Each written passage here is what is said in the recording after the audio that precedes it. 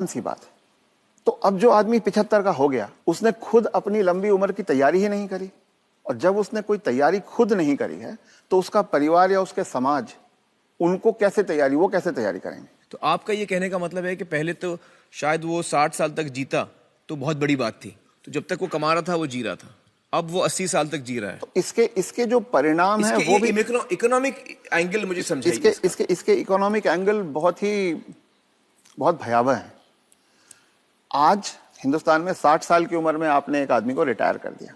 आदमी को अगर 80 साल तक जीना है तो 20 साल के लिए उसको अपना इंतजाम करना है। उसकी पत्नी 10 साल छोटी है तो 30 साल के लिए पत्नी के लिए इंतजाम करना है। औरतें आमतौर पे 5 से 7 साल ज्यादा जीती हैं, तो 35 साल के लिए उसे अपनी पत्नी के लिए फाइनेंशियल इंतजाम करना है और 20 साल के लिए खुद के लिए इंतजाम करना है। आज के इन्फ्लेशन में, आज की महंगाई में कितना भी पैसा आप एक जगह रख दीजिए, क्या वो 35 साल तक खींच सकता है? ये प्रैक्टिकल नहीं है। और जैसे जैसे उम्र बढ़ती जाती है उनके बच्चों की उम्र भी बढ़ रही है जी। जो आज 70-75 का होगा, बच्चे भी तो 50-55 के हो रहे होंगे। वो अपना बुढ़ापा देखेंगे, वो अपनी लड़की की शादी देखेंगे, वो अपने मकान की किस्त चुकाएंगे। तो जो पीढ़ियों के बीच की जो दूरियां हैं वो बढ़ती जाती हैं। ये इकोनॉमिक वजह से बढ़ रही है। इकोनॉमिक वजह से बढ़ रही हैं।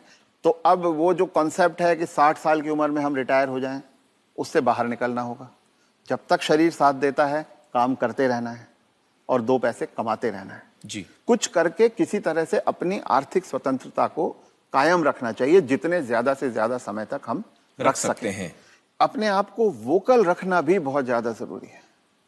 अगर मेरी परवाह मेरे परिवार वाले नहीं कर रहे हैं और अगर अड़ोसी पड़ोसी इस बात को जान जाएं तो कोई भी बुजुर्ग कभी भी किसी परेशानी का सामना नहीं करता, क्योंकि तो चुप ना रहें। चुप रथ ना साहब रहें। ये कह रहे हैं कि चुप ना रहें। अगर आपके बच्चे आपके साथ व्यवहार ठीक नहीं कर रहे हैं सबको बताएं।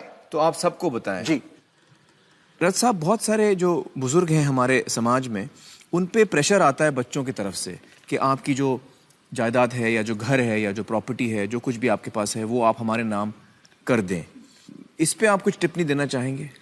पहला ये कि किसी भी हालत में आपके पास जो भी धन संपदा है, जो भी आपके पास आर्थिक साधन है, वो जब तक आप और आपकी पत्नी जीवित हैं किसी और के हाथ नहीं जाना चाहिए। कितना भी प्यार करते किसी के नाम पे नहीं जाना किसी चाहिए। बच्चे, किसी बहू, किसी पोते, किसी के नाम पे ना जाए, कितना भी आप प्यार करते हो। क्योंकि जब तक अगली पीढ़ी को पिछली पीढ़ी का सामान कुछ मिलता नहीं है तब तक वो उनकी इज्जत करते रहते हैं। वो हाथ पांव भी दबाएंगे, वो अस्पताल भी ले जाएंगे, वो दवा दारू भी करेंगे। और वो ही माँ बाप सबसे ज्यादा सफर करते हैं जो अपने प्यार के कारण उमड़ते चले जाते हैं। मेरा बेटा, मेरी बेटी, मेरी बहू, मेरा पोता, जो ये मेरा मेरा करना जिसने शुरू किया, बस वहीं से उनके दुर्गति के दिन शुरू हो जाते हैं। इसलिए सबको ये ध्यान रखना चाहिए कि कुछ भी हो जाए, कोई प्रलोभन आए, कोई इमोशनल ब्लैकमेल हो, कुछ हो, उन्हें अपने पास अपनी चीज को रखना चाहिए। अपने बच्चों से शेयर करें तो अपनी मन की खुशी को शेयर करें, अपने पैसे को शेयर ना करें। जी।